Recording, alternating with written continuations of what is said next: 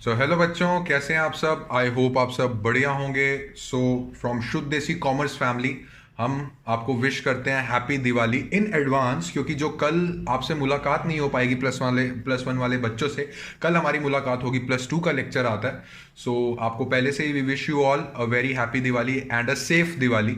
ठीक है, तो बच्चों इसमें एक चीज आपके लिए कहते हैं ना, सो कॉल्ड दिवाली गिफ्ट, एक दिवाली गिफ्ट हम शुद्ध देसी कॉमर्स चैनल वाले आपके लिए लेके आए हैं। वो गिफ्ट ये है कि आपकी जो क्लासेस हैं, आप जैसे कि जानते हैं आपकी we have to tighten up our seat belts, क्योंकि अब एग्जाम्स नजदीक आए जा रहे हैं। तो दिवाली गिफ्ट आप सबके लिए हम ये लेके आए हैं कि पहले आपकी जो क्लासेस हैं वो 2 दिन के बाद आ रही थी, आपको बहुत एक लंबा समय का वेट करना चाह रहा था और आपका सिलेबस भी थोड़ा आराम से चल रहा था। बट अब हमने ये डिसाइड किया है कि आपकी क्लासेस अब हर एक दिन छोड़ के आया करेंगी। जो 2 दिनों के बाद आती अब एक दिन के बाद आएगी। अब आपकी जो क्लासेस हैं वो +1 +2 +1 +2 ऐसे हमारी चला करेंगी। ठीक है ना। तो you don't have to wait for 2 days, you just have to wait for 1 day। अब उस एक दिन में क्या करना है, जो मैं आपको सिलेबस कवर करवाऊंगा और जो मैं आपको होमवर्क दूंगा, एक दिन का रेस्ट दिया है इसलिए ताकि वो होमवर्क कंप्लीट कर जाए, दूसरे दिन दोबारा क्लासेस आ जाएंगी। ठीक है, तो बच्चों आज हमारा है पार्ट नंबर 6। ठीक है, तो पार्ट नंबर 6 किस चीज का सर? Bill of exchange. इससे पहले वाले पार्ट में हम ऑलरेडी डिस्कस कर चुके हैं, बिल जब हम अंडर रिबेट करके चलते हैं। ठीक है, तो जो आज वाला पार्ट है वो मैं कहूंगा कि one of the most important part है, क्योंकि आगे आने वाले पार्ट्स इसके साथ ही लिंक्ड रहेंगे। अगर आपने ये वाला जो कॉन्सेप्ट है वो समझ लिया तो आपका बिल ऑफ एक्सचेंज में नैया पार हो जाएगी। अगर आपने जैसे मैं समझा रहा हूं वैसे समझना है, ठीक है ना। अगर आपने इसको स्किप करके देखना है तो बेटा ये समझ नहीं आएगा और आगे भी आपको प्रॉब्लम आएगी। तो प्लीज इस वीडियो को एंड तक देखें, इस लेक्चर को एंड तक सुने, और एक क्वेश्चन भी करवाऊंगा फॉर योर बेटर अंडरस्टैंडिंग। ठीक है, तो हमारा क्या सिस्टम चल रहा था सर? हमारा सिस्टम चलता है कि जो राम है वो हमारे सेलर होते हैं और जो मिस्टर श्याम है वो हमारे बायर होते हैं। ये मैंने आपको पहले ही बोल दिया था। ये सारे लेक्चर के दौरान जितने भी लेक्चर्स होंगे उसमें मैं आपको ये बता के चलूंगा। ठीक है, मिस्टर राम सर सेल करते हैं मिस्टर श्याम को और मिस्टर श्याम सर बाय करते हैं मिस्टर राम से। ठीक है, तो अब क्या केस हुआ? अब जैसे कि मिस्टर श्याम ने बोला था कि मैं 1 महीने बाद आपको पैसे दे दूंगा, अभी आप मुझे उधार पे दे दो, जिसकी वजह से एक कॉन्सेप्ट अराइज हो गया बीआर और बीपी वाला है। ठीक है, तो अभी तक सर हमने ये देखा था कि मिस्टर श्याम मिस्टर राम को दे रहे थे, अभी तक हमने ये देखा था। तो अब क्या एक अलग चीज हम पढ़ने जा रहे हैं कि जैसे ही ड्यू डेट आई और मिस्टर राम इंतजार कर रहे हैं किस चीज का, कि मिस्टर श्याम पेमेंट लेके आएंगे, या फिर अगर डिस्काउंट करवाया है बैंक से तो बैंक इंतजार कर रहा है कि मिस्टर श्याम पेमेंट लेके आएंगे। अभी बैंक वाली चीज को साइड में रखो, अभी नॉर्मल मिस्टर राम ने जो बिल है अपने हाथों में एंड ऑफ मेच्योरिटी तक रखा हुआ है। ठीक है, ड्यू डेट तक अपने हाथ में रखा है, दैट मीन्स मिस्टर राम ने रिसीव करने हैं पैसे। तो मिस्टर राम वेट कर रहे हैं आएंगे, बट मिस्टर श्याम ने दे दिया है धोखा। उन्होंने नहीं पैसे लेके आए और जब उनसे पूछा गया तो कहते हैं मैं नहीं दे रहा हूं पैसे। एक बहुत बुरी सिचुएशन। तो इस सिचुएशन में एक चीज तो क्लियर है कि मिस्टर राम के हाथ में, जैसे कि मैं हमेशा बोलता था, मिस्टर राम के हाथ में बी आर है और उस पर स्टैंप लगी हुई है, सब कुछ लगा हुआ है, बी आर है, स्टैंप लगी हुई है। तो मिस्टर राम भागे भागे अब कोर्ट कचहरी में इसकी जो प्रोसीडिंग्स है वो शुरू करवाने लग जाएंगे। तो मिस्टर राम का फर्स्ट स्टेप ये होगा बच्चों, ये कागजात लेके, आपने देखा कोर्ट कचहरी जो होती हैं, अगर नहीं देखा तो बहुत अच्छी बात है, देखा होगा तो कोर्ट कचहरी जाना कोई बुरी बात नहीं होती। वहां पे डीड्स वगैरह एग्रीमेंट्स बनते हैं, तो वहां आप जाएंगे अपनी अपनी लाइफ में कभी ना कभी, तो एक बार चक्कर जरूर लगाना। तो जब आप कोर्ट कचहरी में जाएंगे ना तो आप देखेंगे कि स्ट्रेट अवे जो बिल्डिंग होती है ना कोर्ट की, उसके बाहर एक पर्सन्स बैठे होते हैं, छोटी सी अपनी हट टाइप लगा के, और एक बोर्ड बना होगा, उस पे लिखा होगा, उस पे ऐसे लिखा होगा, ये क्या वर्ड है? नोटरी लिखा होगा उनके बोर्ड्स पे। चाहे उनसे पूछ लेना, चाहे मैं आपको बता दूंगा कि नोटरी क्या होता है। नोटरी एक ऐसा पर्सन होता है जो कोर्ट और कचहरी वाले अपॉइंट करते हैं कि ये वाला बंदा, इसको हम एज अ अपॉइंट करके चल रहे हैं कि जितने भी कचहरी के काम होते हैं ना, एग्रीमेंट करवाना, डीड्स बनवाना, वो ये काम करवा के चलते हैं, और इस बंदे को हम बोलते हैं नोटरी पब्लिक। तो आप जब भी कचहरी जाएंगे, जब भी कोर्ट जाएंगे, तो देखना कोर्ट के बाहर अपनी छोटे छोटे बॉक्सेस, कैबिन्स लगा के ये बैठे होते हैं, उनके बाहर लिखा होता है नोटरी पब्लिक। दैट मीन्स हमें कोर्ट वालों ने अपॉइंट किया हुआ है, कोर्ट वालों ने ही उनको अपॉइंट किया होता है ऐसे काम करवा के चलने। तो mister Ram, back to the story, mister Ram भागे भागे भागे भागे गए नोटरी पब्लिक के पास और वो कहें कि सर मिस्टर श्याम ने मुझे प्रॉमिस किया था, ये देखिए सर, ये रहा बीआर, सर ये ड्यू डेट आ गई है, सर उन्होंने पैसा नहीं दिया, सर अब क्या करें, अब अपनी कार्रवाई शुरू कीजिए। तो नोटरी पब्लिक वाले एक जाएंगे, नोटरी पब्लिक का एक आदमी जाएगा या फिर नोटरी पब्लिक वाला खुद जाएगा, वो उसमें इतना मत पड़ो। तो नोटरी पब्लिक वाले जाएंगे मिस्टर श्याम के पास, मिस्टर श्याम के पास जाएंगे और उनसे पूछेंगे कि सर ये मिस्टर राम आए थे क्योंकि आपने ड्यू डेट पे पैसा नहीं दिया और ये हमारे पास वो लेके आए हैं, सर आप पैसा दे रहे हैं कि नहीं दे रहे हैं, क्योंकि सर ड्यू डेट हो गई है। बच्चों जो स्टोरी सुना रहा हूं ये असली में होता है, मजाक नहीं चल रहा, प्लीज सुन लेना और इसको मैं फिर बाद में एक रीड भी करवाऊंगा। तो मिस्टर श्याम कहेंगे कि हाँ मैंने देने थे पैसे। तो नोटरी पब्लिक क्या कहेगा मिस्टर श्याम को कि आप पैसे दे रहे हैं कि नहीं दे रहे हैं। मिस्टर श्याम कहेंगे मैं पैसे नहीं दे रहा हूं। दैट मीन्स नोटरी पब्लिक को भी उसने रिफ्यूज कर दिया, मैं नहीं दे रहा हूं। तो नोटरी पब्लिक वाला आदमी वापस आएगा अपने ऑफिस में जहां मिस्टर राम बैठे हुए हैं, सैड होके बैठे हुए हैं, और नोटरी पब्लिक वाला कहेगा कि मिस्टर श्याम ने मना कर दिया बिल देने से, और अपने रजिस्टर में इसको रिकॉर्ड कर देगा कि ये जो बिल है ये खत्म हो चुका है, ये जो मिस्टर श्याम है इसने इस बिल की रिस्पेक्ट नहीं की। अगर रिस्पेक्ट नहीं की तो इसका मतलब क्या होता है कि उसने बिल पेमेंट जो करनी थी वो टाइम से नहीं करी। तो इस प्रोसेस को कि बिल की रिस्पेक्ट ना करना, ऑनर का मतलब क्या होता है बच्चों, ऑनर का मतलब होता है रिस्पेक्ट रखना, और डिसऑनर का मतलब होता है कि उसने बिल का, डिसऑनर का मतलब होता है कि उसने रिस्पेक्ट नहीं रखी। उसने किस चीज की रिस्पेक्ट नहीं रखी सर, बिल की रिस्पेक्ट नहीं रखी। तो क्या मैं इसको एक शब्द से बुला सकता हूं, डिसऑनर ऑफ अ बिल। तो जब मिस्टर श्याम वापस आए उन्होंने अपने रजिस्टर में नोट कर दिया that it is a dishonour of a bill.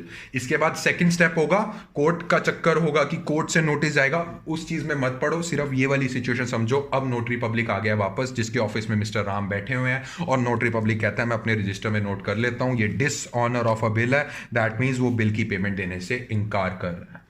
तो मिस्टर राम को कहता है सर अब आप अपनी बुक्स में भी इसको खत्म कर दीजिए। मिस्टर राम की बुक्स में बीआर अकाउंट डेबिट खड़ा होगा, मानते कि नहीं मानते, हाँ सर, सर इसको 2BR कर दीजिए। अब आते हैं आगे स्टोरी।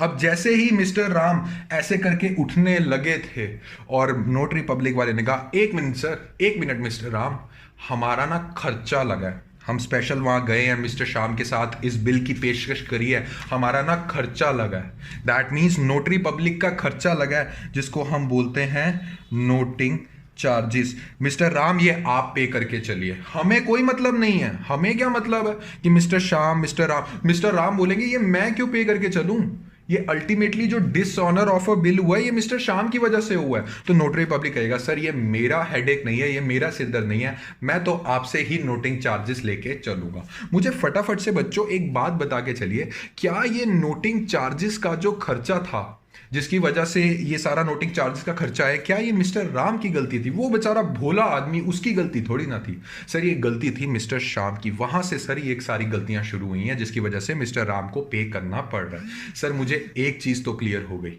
क्या सर, मुझे ये चीज क्लियर हुई है कि मिस्टर राम अभी के लिए तो पैसा दे देंगे, बट जब ये बीआर जो है इसको डिसऑनर करेंगे और debtor, as a debtor mister Shyam को खड़ा करेंगे, तो उसमें सर 2 अमाउंट्स होंगी। क्या क्या सर, एक तो होएगी हमारी बिल की अमाउंट, प्लस सर एक होगा हमारा नोटिंग चार्जेस की अमाउंट, जब मिस्टर राम नोटरी पब्लिक को कैश में देंगे। ये भी बहुत इंपॉर्टेंट पॉइंट है कि द पर्सन, ये मेरे साथ लिख लो प्लीज, ये आगे भी आपको काम आएगा।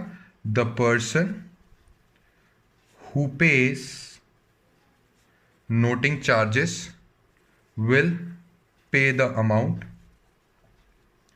in cash। बच्चों मोस्ट इंपॉर्टेंट पॉइंट है, इसको MI लिख रहा हूं, मोस्ट इंपॉर्टेंट। जो पर्सन नोटरी वाले को चार्जेस पे करके चलता है वो कैश में पे करता है, चेक थोड़ा ना काटेगा यार, 40 50 100 रुपए का चार्ज होएगा, वो कैश पे ही पे करके चलेगा। अब मुझे एक क्वेश्चन अराइज हुआ जो हर बच्चे को डाउट होता ही होता है कि is noting charges a real expense for mister Ram. अब दिल पे हाथ रख के बताना, ये नोटिंग चार्जेस के जो पैसे देने पड़ गए हैं मिस्टर राम को, क्या सचमुच इसके एक्सपेंसेस थे? नहीं सर। ये किसके एक्सपेंसेस थे? सर ये मिस्टर श्याम के थे। सर मिस्टर राम अपनी बुक्स में नोटिंग चार्जेस अकाउंट डेबिट नहीं कर सकते। पूछो क्यों? क्योंकि सर उसके एक्सपेंसेस नहीं थे। ये अल्टीमेटली किसके एक्सपेंसेस हैं? कौन बियर करेगा expenses? Sir mister Shyam bear करेंगे। तो मिस्टर राम की बुक में सर टू कैश अकाउंट तो करना ही करना है कि हमने एक तरीके का पैसा दे दिया 100 रुपए उसको, नोटरी पब्लिक को 100 रुपए दे दिए।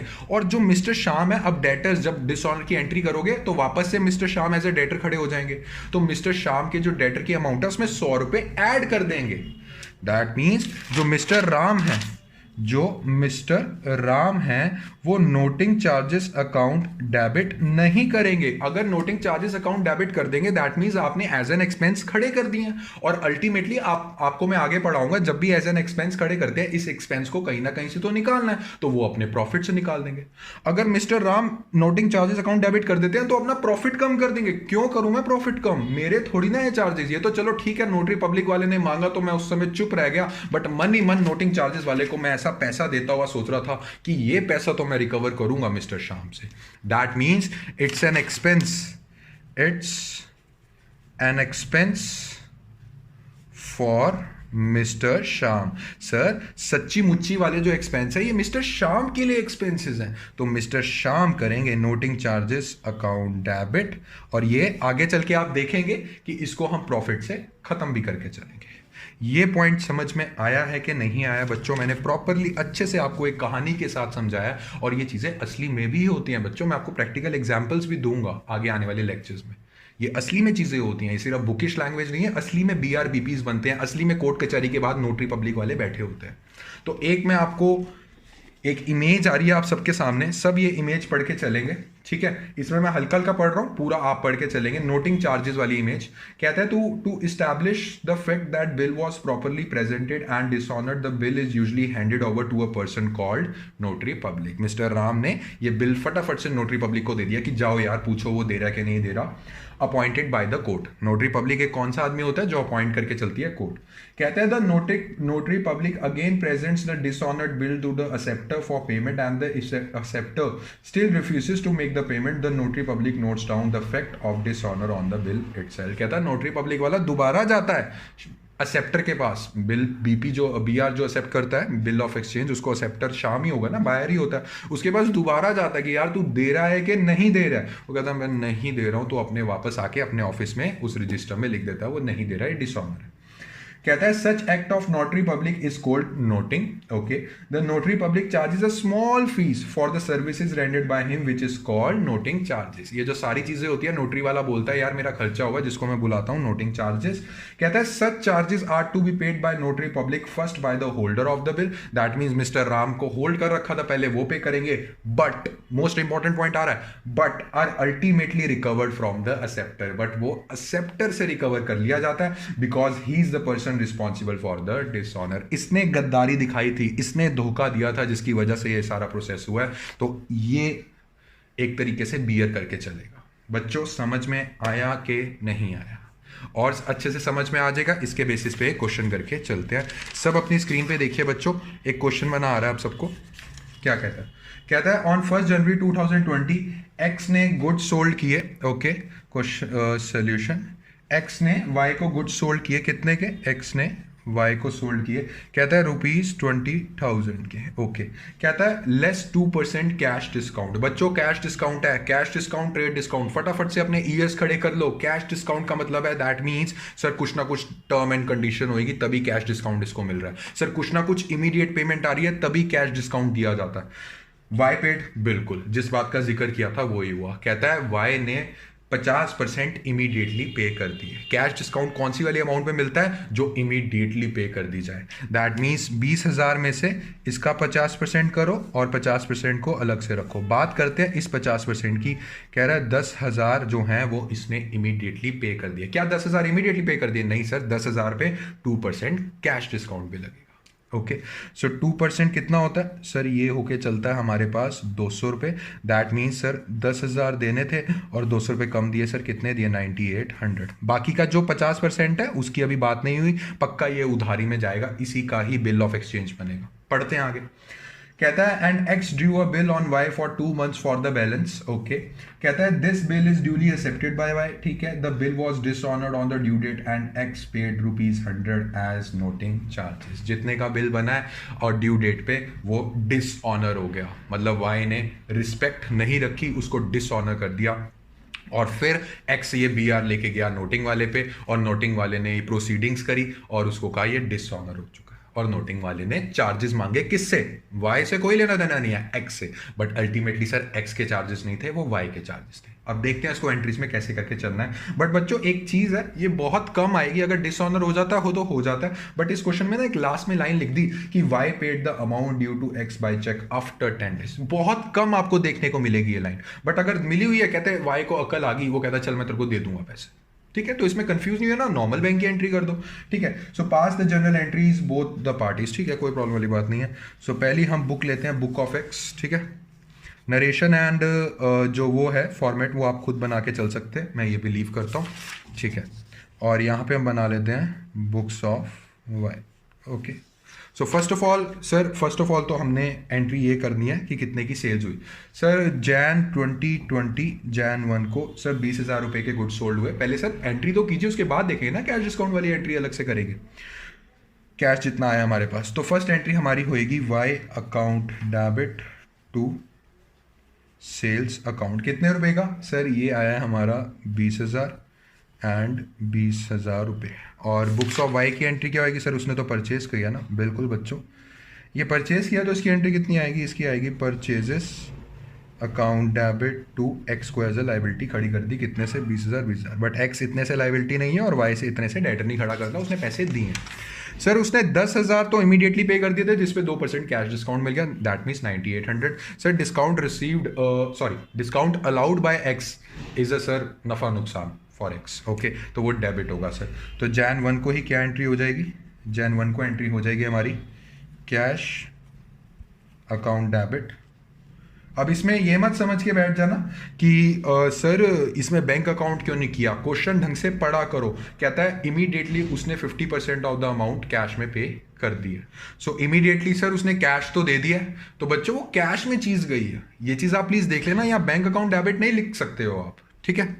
सो कैश अकाउंट डेबिट कितना दिया? कहता है सर 9,800 दिया है, और बाकी एक तरीके से था डिस्काउंट अलाउड अकाउंट डेबिट 200। और वाई को कितने से खत्म कर दोगे? खत्म नहीं करना, मतलब उसकी अमाउंट कितने से खत्म कर दोगे? सर 10,000 का किस्सा हो गया, बाकी अभी 10,000 बचा है, ठीक है। अब इसी की ही बच्चों नेक्स्ट एंट्री कर लो, जैन 1 की। इसमें क्या एंट्री होके चलेगी? इसमें एंट्री होगी कि एक्स को कितने से खत्म करना है? सर 10,000 का तो हिसाब किताब हो गया। इसमें से सर कैश हमने दे दिया था कितना? 9,800। और सर हमने we have receive discount. Sir discount receive is a type of income for us. Okay, so discount received account कितने का? 200 रुपये। अब स्टार्ट होती है कहानी। जो एक्स है भागा भागा अपने कैबिन में गया, कहता है रुक जा यार, बिल ऑफ एक्सचेंज बना ले। कितनी अमाउंट के लिए? 10,000 के लिए प्रोसीडिंग्स शुरू हो जाएंगी, ठीक है। और सर ये डेट क्या रहेगी बच्चों? If the question is silent on the same date, जिस डेट पे हम सेल कर रहे हैं उसी डेट पे हम बी आर बना के चलते हैं, इस पे कोई चर्चा करने वाली बात नहीं है। सो बी आर अकाउंट डेबिट्स, एक मिनट देख लें क्या ये नजर आ रहा है, बिल्कुल, टू वाई अकाउंट। बाकी बची हुई अमाउंट थी 10,000 रुपये की, उस पर हमने बना दिया, और ये 10,000 की, और वाई ने खुशी खुशी एक्सेप्ट कर लिया। क्वेश्चन में लिखा हुआ है कि this bill is duly accepted by Y, that means Jan 1 को ही एक एंट्री पास हो जाएगी, जिसको हम बोलेंगे X account debit to BP. बच्चों यहाँ से ना थोड़ी चीज़ें एनालाइज करना सीखो। देखो एक्स के अकाउंट में पहले लाइबिलिटी साइड में कितनी खड़ी हुई थी? 20,000। उसके बाद 10,000 का हिसाब किताब कर दिया था, और 10,000 का और हिसाब किताब कर दिया। दैट मीन्स एक्स को अगर 2 बार डेबिट कर दिया, दैट मीन्स टू एक्स का अकाउंट खत्म कर दिया हमने। क्यों? क्योंकि 10,000 का हिसाब हो चुका है, बाकी 10,000 हमने एज अ बीपी खड़ा कर दिया। तो ये चीज़ें थोड़ी एनालाइज किया करो, रट्टा ना मारा करो एंट्रीज का, ठीक है। अब पढ़ते हैं हम next entry. So next entry ये हुई कि ऑन ड्यू डेट। फटाफट से बताइए बच्चों इसकी ड्यू डेट क्या बनेगी? यस सर, इसका सर 1 जैन है, और कितना मंथ्स है? सर 2 मंथ्स है। इसमें तो सर आपने सीधा सीधा बताया हुआ है, जैन से फेब, फेब से मार्च, 1 मार्च। सर 1 मार्च में 3 दिन ऐड कर दीजिए, दैट मीन्स 4 मार्च की जो रात, मतलब 4 मार्च सर इसकी ड्यू डेट बनेगी। और ड्यू डेट के दिन बच्चों गद्दारी हो गई, मिस्टर वाई ने पैसे नहीं दिए। और सेम डे पे जो एक्स है वो नोटरी पब्लिक के पास जाता है, कहता है मेरा बिल पेश करो, और सेम डे पे ही वाई जो है वो मना कर देता है, वो कहता है मैं नहीं दे रहा। और सेम डे पे ही एक डिसऑनर की एंट्री हो जाती है कि ये चीज़ें खत्म हो चुकी हैं। अब डिसऑनर की एंट्री करने से पहले एक चीज़ पढ़ो, कहता है एक्स ने पे किए ₹100 एज नोटिंग चार्जेस। दिल पे हाथ रख के बोलो क्या ये एक्स के चार्जेस थे? सर पे किए, चार्जेस उसके नहीं थे, चार्जेस वाई के हैं सर, वो बियर करेगा। Very very good. तो फटाफट से इसकी एंट्री कैसे बना के चलेंगे? पहली बात तो कौन सी डेट आएगी सर? ये मार्च 4 आएगी। फटाफट से मुझे एक चीज़ बता के चाहिए, जो नोटिंग चार्जेस पे करके चलता है वो किस में अमाउंट देता है? वो देता है कैश में नोटिंग चार्जेस देता है, बैंक में नहीं देता। तो सर एक चीज़ मुझे क्लियर है, क्या सर? To cash account. कितने से हैं नोटिंग चार्जेस? सर ये है हमारे 100 रुपया। ओके। और BR कितने का खड़ा हुआ था? सर 10,000 रुपये का सर BR खड़ा हुआ था। जैसे ही नोटरी पब्लिक ने बोला मिस्टर एक्स इसको ख़त्म कर दीजिए प्लीज़, कोई चीज़ दिल में मत रखिए, ख़त्म करिए सर इसको। तो BR को मुझे ख़त्म करना है, तो क्या एंट्री होगी? BR डेबिट खड़ा हुआ था, तो इसको जब ख़त्म करेंगे तो क्या एंट्री होगी? BR account 10,000। और जब BR हमने स्टार्ट किया था तो Y के अकाउंट को हमने एज अ ख़त्म कर दिया था, Y के अकाउंट को हमने एज अ ख़त्म कर दिया था। बच्चों इसमें 20,000 Y से हमने लेने थे, 10,000 का हिसाब ऑलरेडी हो चुका है बच्चों, सिर्फ 10,000 का BR बना था।